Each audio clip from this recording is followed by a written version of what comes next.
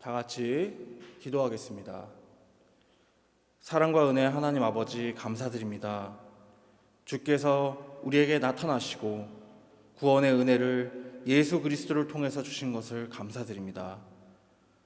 오늘 읽고 생각해보는 성경 본문의 말씀을 통해서 우리가 예수 그리스도에게까지 그 머리에게까지 자라나는 참된 교회가 되게 인도하여 주시옵소서.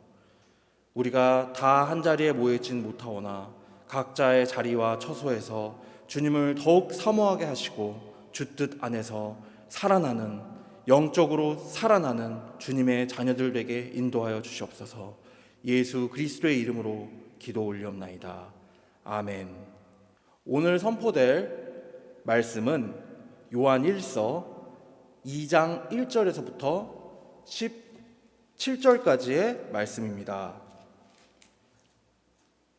각자 처소에서 성경을 찾으시고 그 성경 본문을 보시면서 같이 읽어보도록 하겠습니다. 다 찾은 줄로 알고 봉독하겠습니다. 나의 자녀들아, 내가 이것을 너희에게 씀은 너희로 죄를 범하지 않게 하려 함이라. 만일 누가 죄를 범하여도 아버지 앞에서 우리에게 대언자가 있으니 곧 의로우신 예수 그리스도시라.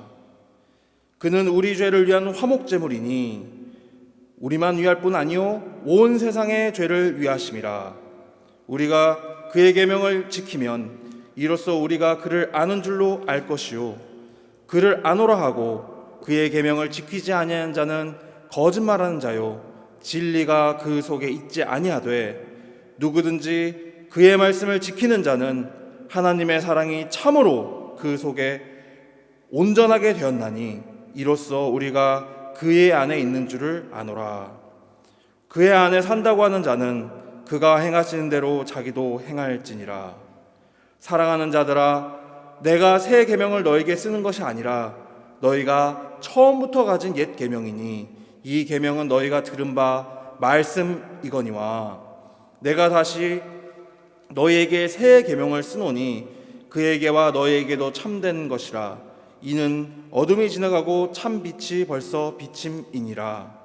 빛 가운데 있다 하면서 그 형제를 미워하는 자는 지금까지 어둠에 있는 자요 그의 형제를 사랑하는 자는 빛 가운데 거하여 자기 속에 거리낌이 없으나 그의 형제를 미워하는 자는 어둠에 있고 또 어둠에 행하며 갈 곳을 알지 못하나니 이는 그 어둠이 그의 눈을 멀게 하였음이라.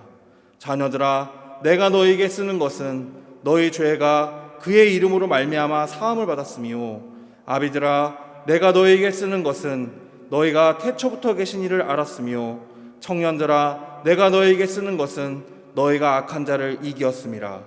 아이들아, 내가 너희에게 쓴 것은 너희가 아버지를 알았으며 아비들아, 내가 너희에게 쓴 것은 너희가 태초부터 계신 이를 알았으며 청년들아, 내가 너희에게 쓴 것은 너희가 강하고 하나님의 말씀이 너희 안에 거하시며 너희가 흉악한 자를 이기었음이라.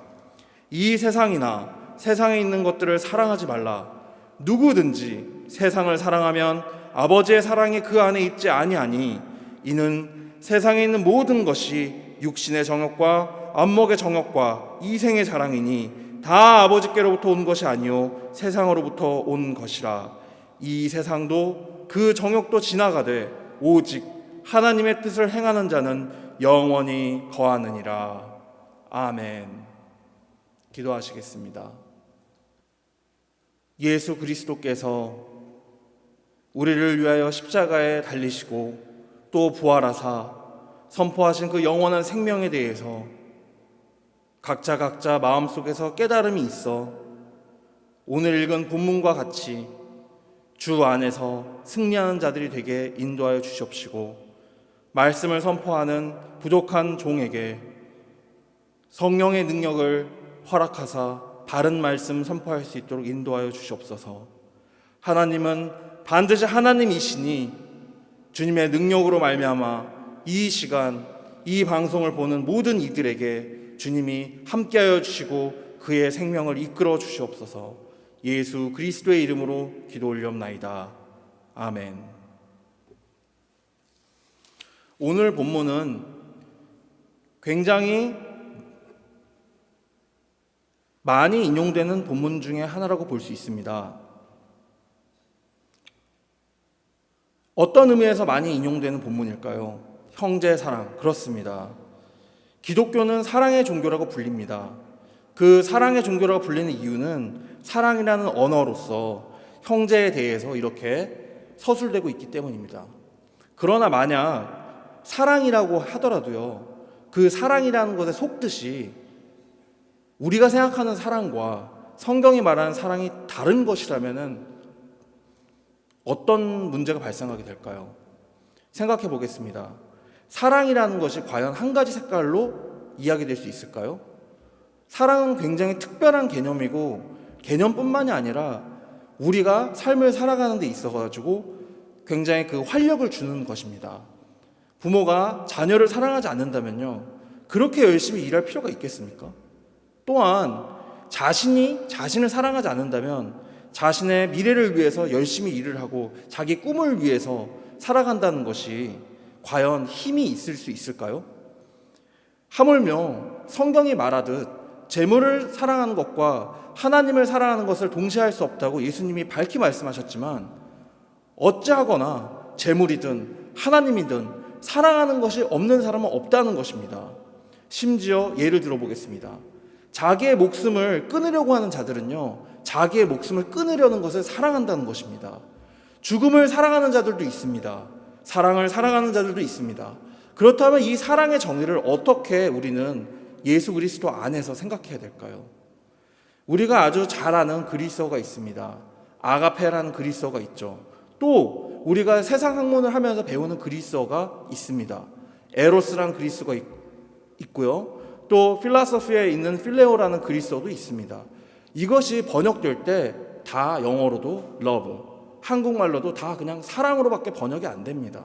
그러나 이 신약 성경에 적혀졌을 당시인 그리스어를 링구아 프랑카라고 하는데, 지금의 영어와 같이 세계 만민들이 그 시대 당시에 그 지역에, 가장 큰 지역에 있던 사람들이 쓰고 있던 당시에 사랑이라는 개념은요, 분리돼서 설명됐습니다. 이 아가페라는 단어는요, 굉장히 특별한 신약의 단어입니다. 이 단어를 잘 이해하는 것에 따라서 신앙이 달라질 정도로 중요한 의미를 갖습니다.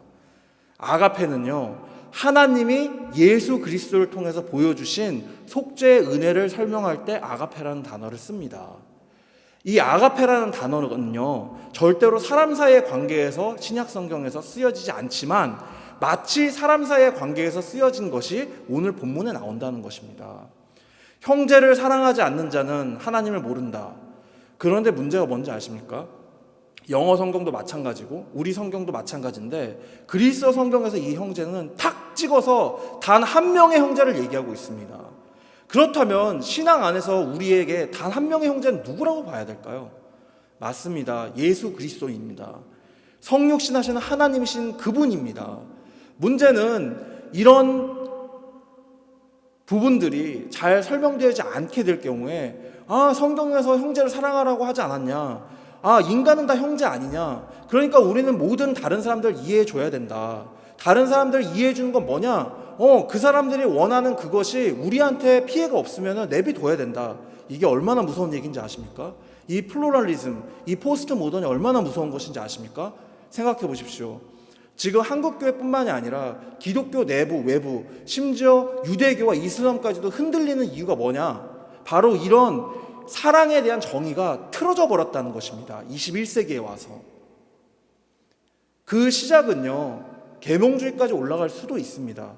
계몽주의 시대 때부터 사람들은 성경을 다양한 해석적 관점으로 읽어오기 시작했고, 예수님을 성육신하신 하나님이 아니라 인간 예수 또는 모세와 같은 선지자로서의 예수로 생각하는 그런 신학들이 있었다는 문제점들이 있다는 것입니다.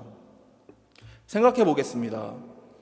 만약에 나한테 해를 주지 않았고 내가 갖고 있는 믿음에 해가 되지 않기 때문에 성경 말씀에 반대되는 행위를 하는 사람들이 옳다고 한다고 인정하는 것이 과연 성경적으로 옳은 삶일까요? 아닙니다. 그러나 우리는 이런 유혹들을 현실 속의 삶에서 여러 가지 방식으로 받습니다. 예배를 드리는 건 어떤 부분일까요? 단지 우리가 주일날 모여서 예배를 드리는 게 기독교의 커스텀이고 문화고 그냥 전통이다? 아닙니다.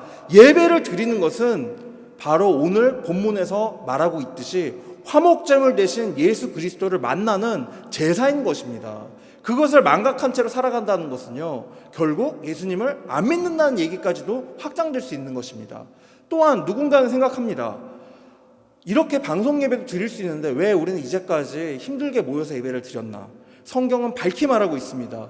너희는 모이기를 패하는 어떤 사람들과 같이 하지 말고 모이기를 더더욱 힘쓰라고 분명히 서신서에 기록되어 있습니다. 본문을 보겠습니다. 나의 자녀들아, 내가 이것을 너희에게 쓰면 너희로 죄를 범하지 않게 하려 함이라. 만일 누가 죄를 범하여도 아버지 앞에서 우리에게 대언자가 있으니 곧 의로우신 예수 그리스도시라. 여기에서 나오는 이 대언자라는 단어가요, 실은 보혜사라는 단어하고 같은 파라클레톤이라는 단어를 쓰고 있습니다. 이 보혜사, 대언자라고 된 단어는요, 현대적으로 얘기했을 때 변호인이라는 의미입니다. 어떤 법리적 문제가 생기거나 나에 대해서 내 억울함을 풀어주기 위해서 법정에서 싸우게 됐을 때 내 변호인이 나 대신에 나에 대한 확실한, 정확한, 그리고 유리한 증언을 해주게 된다는 것입니다. 우리에게 대언자는요, 예수 그리스도라는 것입니다. 또한 성령이기도 합니다. 또 다른 보혜사를 보내주신다고 예수님은 말씀하셨는데 그 또 다른이라는 의미의 그리스도 자체도요, 또 다르다는 게 아예 A가 있고 B가 있어서 다르다는 의미가 아니라 다시 오는 이라는 의미가 있기 때문에 예수님의 영, 곧 보혜사, 성령, 예수 그리스도, 하나님의 한 분이신 것을 얘기한다는 것입니다. 우리는 성경을 열심히 읽습니다. 어떤 분들은 어떤 특정 버전의 성경이 정말로 번역이 잘 되어 있고 그게 하나님의 말씀이라고만 생각합니다. 아니요, 하나님의 말씀, 하나님의 비밀은 예수 그리스도입니다. 예수 그리스도는요, 단지 이 적혀진 문자에만 계신 게 아니라 영으로서 지금 우리와 함께 계시고 이 예배의 시간에 우리 마음속에 거하시며 우리의 인생을 주관하시고 우리의 인생을 지켜보고 계시다는 것을 잊지 말아야 된다는 것입니다. 그러므로 그는, 예수 그리스도는 우리 죄를 위한 화목제물이니 우리만 위할 뿐이 아니요 온 세상의 죄를 위하심이라. 이 위한다는 표현도요, 조심해서 읽어야 됩니다. 아니, 죄를 위해서 십자가에 죽었다면요, 좀 이상하지 않습니까? 한국어적으로도. 죄에 대해서 그걸 속죄하기 위해서 십자가에 달리셨다고 읽어야 된다는 것입니다. 이렇게 사람의 언어 자체는요, 오해를 줄 수 있습니다. 하지만 우리가 신앙이 바로 서 있을 때 성경의 말씀을요, 오해가 없이 읽을 수 있습니다. 구약 성경을 읽어보십시오. 구약 성경을 읽어보신 분은 아실 것입니다.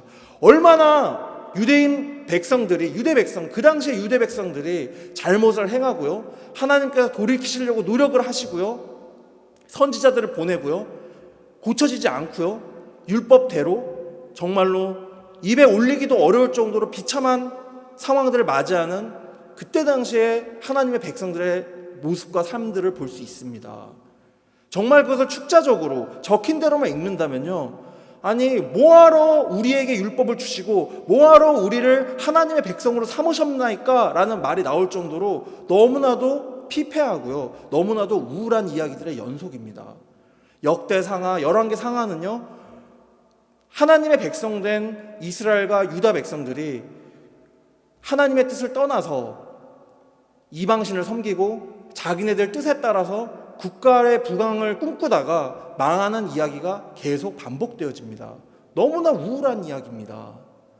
그러므로 그 이야기를 읽을 때 예수님 중심적으로 읽지 않는다면은, 아니 뭐 전지전능한 하나님께서 사람들의 죄를 그들이 깨달아서 돌이키게도 못한단 말인가? 이런 논리적 오류에도 빠질 수 있다는 것입니다. 아닙니다. 하나님께서는 우리에게 기회를 주시고 정말 사랑하시고 바라봐 주시지만, 흔히 우리가 아는 속담에서처럼 아무리 소를 그 물을 먹이게 하려고 시냇가로 끌고 가도 소가 안 먹으면 물 못 먹는 겁니다. 그런 생각이 있어야 됩니다. 우리가 짓는 가장 큰 죄 중에 하나가 무엇인지 아십니까? 그것은 바로 자기 스스로 자기를 포기하는 것입니다. 하나님은 절대, 예수 그리스도를 통한 하나님은, 예수 그리스도는, 성령은 우리를 포기하지 않으신다는 것입니다. 죄에 빠져 있습니까? 또는 지금 이 코로나 사태로 인한 일상 속에서 지쳐가고 계십니까? 예수님을 기억하십시오. 제자들을 기억하십시오. 사도 바울은 감옥에 갇혀 있을 때도 찬양했습니다. 베드로도 그랬습니다. 돌에 맞아 죽어가면서도 스데반은 이 자들에게 그 죄를 돌리지 마옵시고 주는 영광 받으소서 하고 주께로 갔습니다. 그것이 진짜 신앙이니요, 예수님과 함께하는 사람이요, 하나님의 사람들인 것이요, 그것이 바로 우리인 것입니다. 여기에서 아멘 하실 수 있는 믿음으로 성장해야 된다는 것입니다. 문제는 이것입니다. 이전에서 화목제물로 번역된 단어가 그리스어에서는요, 속죄제물로 되어 있습니다. 그럼 왜 2절에서 이걸 화목제물로 번역을 했느냐? 유대의 제사는요, 한 번에 걸쳐서 하지 않습니다.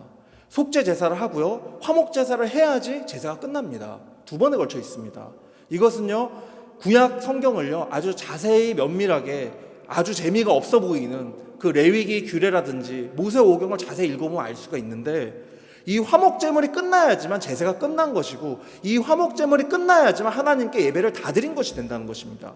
그런 의미 때문에 사람들의 이해를 돕기 위해서 예수님 자체가 우리의 죄를 다 사하셨기 때문에 제사가 끝났다, 속죄가 끝났다는 의미로 화목제물로 번역한 것입니다. 그렇다면 그리스어상에서 이때 당시에 속죄제물이라고 기록했던 이유는 무엇일까요? 단순합니다. 예수 아니고서는 죄사함을 받지 못한다는 의미로서 이 글을 썼다는 것입니다. 그렇다면 이것이 지금의 우리가 화목제물로 읽는 것이든 원래 적혀있는 그리스어 성경에서의 속죄제물을 읽는 것이든 다 맞는 말이 된다는 것입니다. 놀랍지 않습니까? 하나님께서는요, 그 맡은 바 하나님을 찾으려고 하는 사람들에게 그 수준별로, 그 시대별로, 그 문화별로 복음을 전하십니다. 지금 우리가 원하는 것은 무엇입니까? 우리가 원하는 것이 그냥 잘 먹고 잘 살고 편안하게 있다가 천국 가서 하나님과 행복하시길 바랍니까? 그것이 아니라는 사실을 안타깝게도 이 요한일서는 전체적으로 이야기하고 있습니다. 오늘 읽은 본문에서도요, 그 형제를 사랑하지 않으면 본질에서 벗어나 있다, 그 얘기를 진행하고 있습니다. 더 읽어가다 보면은 그러므로 우리가 다른 형제들을 위해서 목숨을 내어놓는 게, 복음을 전하기 위해서 이 목숨을 내어놓는 게 합당하니라, 이렇게 되어 있습니다. 복음이 무엇일까요? 우리의 복음은요, 쉽게 지켜진 것이 아닙니다. 우리의 복음은요, 언제나 모든 시대에 가짜들이 너무나 많았습니다. 예수님 시대에서부터 지금 시대까지 바르게 복음을 전한 자들의 숫자보다 이상하고 틀리고 마귀 편에 기울어서 복음을 전한 자들의 숫자가 훨씬 많다는 것을 경계해야 된다는 것입니다. 참 복음은 무엇일까요? 사랑, 맞습니다. 아까 말씀드린 아가페입니다. 참 복음은 무엇일까요? 믿음, 신앙, 맞습니다. 그 가치는요, 예수 그리스도를 본받아 십자가에서 그 속죄를 이루신 그것과 같이, 그 열정, 그 패션, 고난과 같이 우리도 그것이 필요하다는 얘기인 것입니다. 계명은 무엇입니까? 구약 성경에서 말하는 계명은 하나님이 주신 것입니다. 그런데 오늘 본문 3절을 보시면 우리가 그의 계명을 지키면 이로써 우리가 그를 아는 줄로 알 것이요, 여기서 말하는 그는 바로 앞절에 있는 예수 그리스도를, 의로우신 예수 그리스도를 받는다는 것을 알 수 있습니다. 그것은 그를 아노라 하고 그의 계명을 지키지 아니하는 자는 거짓말하는 자요, 진리가 그 속에 있지 아니하되 누구든지 그의 말씀을 지키는 자는 하나님의 사랑이 참으로 그 속에서 온전하게 되었나니 이로써 우리가 그의 제자 안에, 그의 안에 있는 줄 아노라. 그러니까 제자가 된다는 거죠. 여기에서 계속 말하고 있는 이 사랑이란 단어가요, 다 아가페입니다. 다시 설명해 드리겠습니다. 아가페는요, 예수 그리스도를 통한 하나님의 사랑이고요, 에로스는요, 남녀 간의 사랑이거나 육체적인 사랑을 의미합니다. 필레오는 정신적인 사랑을 의미하고요, 또한 형제애적인 사랑을 의미하기도 합니다. 그러므로 6절에 보시면 그의 안에 산다고 하는 자는 그가 행하시는 대로 자기도 행할지니라, 이렇게 되어 있습니다. 예수님께서 주신 계명이 뭔지 아십니까? 하나님의 뜻이 무엇이고 하나님의 일이 무엇입니까? 사람들이 물어봤을 때 예수님은 뭐라고 대답하셨습니까? 그가 보내신 자를 믿는 것이 하나님의 일이니라 하셨습니다. 그럼 무엇입니까? 예수님을 믿는 것입니다. 그러면은 그의 안에 산다고 하는 자는 그가 행하시는 대로 자기도 행할지니라. 예수님 뭐 하셨습니까? 자기를 전하셨습니다. 우리는 우리를 전하는 게 아니라 예수님을 전하는 거고요. 예수님은 속죄를 위해서 십자가를 지셨다는 것입니다. 우리도 우리의 십자가를 지고 주님을 따라야 된다는 것입니다. 우리의 십자가 고통일까요? 아까도 말씀드렸죠. 구약 성경을 있는 대로 읽으면 너무 고통스럽고 이건 정말 우울한 얘기들의 연속이라고. 하지만 예수 그리스도라는 그 생명의 빛을 바라본다면, 그러니까 예수님이 그렇게 소중한 거다. 그러니까 하나님의 사랑이 그렇게 소중한 거다. 그러니까 나를 둘러싸고 있는 이 세상이 원래부터 오류 덩어리고 원래부터 문제가 있는 거고 악한 것이다. 깨닫는 것 자체에 대해서 감사해야 된다는 것입니다. 그러므로 또 다른 서신서에는 이렇게 나와 있습니다. 예수 그리스도 안에서 항상 기뻐하고 항상 감사하고 항상 기도하라고 말합니다. 7절을 보시면, 사랑하는 자들아, 내가 새 계명을 너에게 쓰는 것이 아니라 너희가 처음부터 가진 옛 계명이니 이 옛 계명은 너희가 들은 바 그 말씀이거니와. 예수 그리스도를 말씀으로 표현한 것은 요한복음이 가장 유명한 것일 것입니다. 태초에 말씀이 계시니라. 그 말씀이 하나님과 함께 계셨고 그 말씀이 곧 하나님이시니라.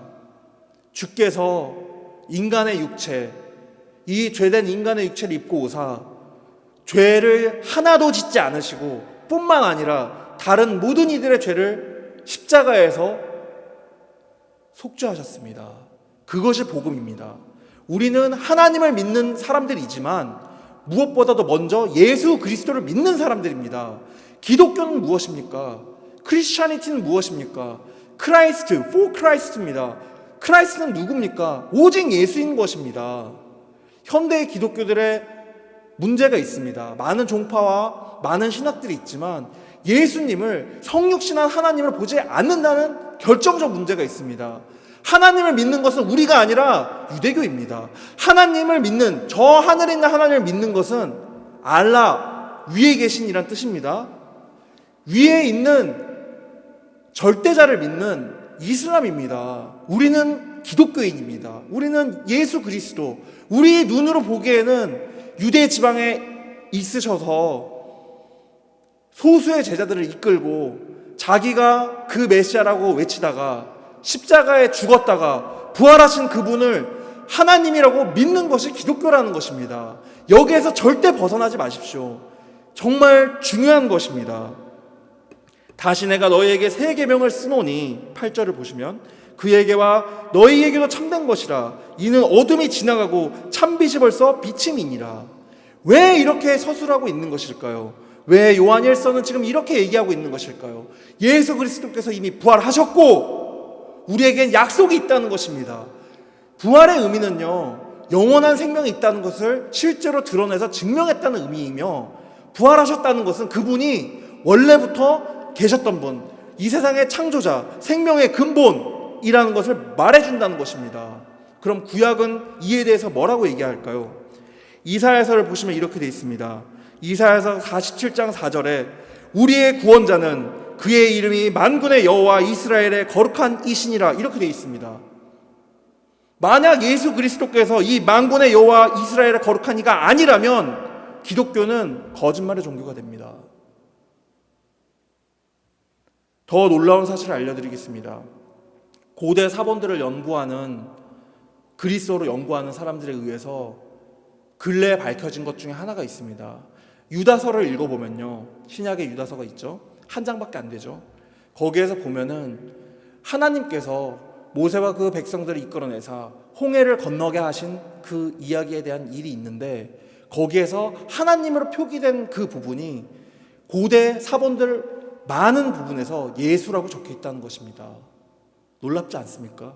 예수님은 바로 그 하나님이신 것입니다. 그것 때문에 예수를 주라고 부르는 것 이유 하나 때문에, 예수를 하나님이라고 불렀기 때문에 초대 기독교인들은 다 목베임 당하고 야수들에게 던져졌으며 경기장에서 죽어나갔던 것입니다. 이것에서 벗어나는 것은 복음이 아닙니다. 우리는 예수가 하나님이신 것을 믿는다는 것입니다. 삼위일체적이든 그게 단속론적인 것이든 예수 그리스도가 하나님이라는 것을 믿지 아니한다면 그것은 기독교가 아닙니다. 어서 그 교회에서 나와야 되는 것이며 그 신학은 폐기되어야 되는 것입니다. 그러므로 구절을 보면 빛 가운데 있다 하면서 그 형제를 미워하는 자는 지금까지 어둠에 있다고 했습니다. 분명히 이 형제는 예수를 얘기하는 것입니다. 그 형제를 사랑하는 자는 빛 가운데 거하여 자기 속에 거리낌이 없으나 죄에 대해서라고 볼 수 있습니다. 죄라는 것이요, 우리가 인지할 수 있는 죄가 있지만 인지할 수 없는 죄가 있습니다. 가장 무서운 죄가 뭔지 아십니까? 예수 그리스도를 믿지 못하는 것이 가장 무서운 죄입니다. 모든 죄는 예수의 이름으로 말미암아, 예수님을 신뢰함으로 말미암아, 자기가 죄인인 것을 고백하고 예수님께서 내 죄를 속죄해 주셨다는 것을 믿는 것으로 말미암아 속죄될 수 있으나, 예수? 그냥 선지자 아니야? 예수? 하나님의 대리인이지? 아닙니다. 그분이 주님이신 것입니다. 그의 형제를 미워하는 자는 어둠에 있고 또 어둠에 행하여 갈 곳을 알지 못하나니 이는 그 어둠이 그의 눈을 멀게 하였습니다. 눈을 뜨라는 것, 신약이든 구약이든 눈을 뜬다는 것은요, 예수님이 바로 그분이신 걸 알아보게 된다는 겁니다. 문자로 적혀있는 성경을 그냥 읽고 생각해서 될 게 아니고요, 기도해서 성령이신 예수님을 만나셔야 됩니다. 그분께서는 우리의 삶을 통해서, 우리의 생각들을 통해서, 성경 말씀을 통해서 언제나 이야기하고 계시다는 겁니다. 그걸 느낀 적이 없다, 잘 모르겠다, 그렇다면 기독교인이 아닌 것입니다. 예수 믿는 사람이 아닌 것입니다. 참 신앙, 믿음이 무엇인지 아십니까? 예수님을 정말로 믿는 것입니다.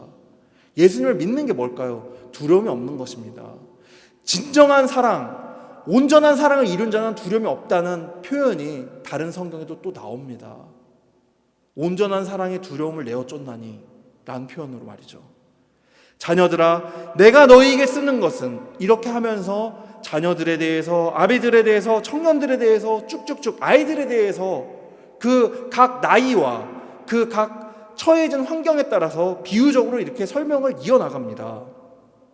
너희 죄가 그의 이름으로 말미암아 속죄함, 사함을 받았다.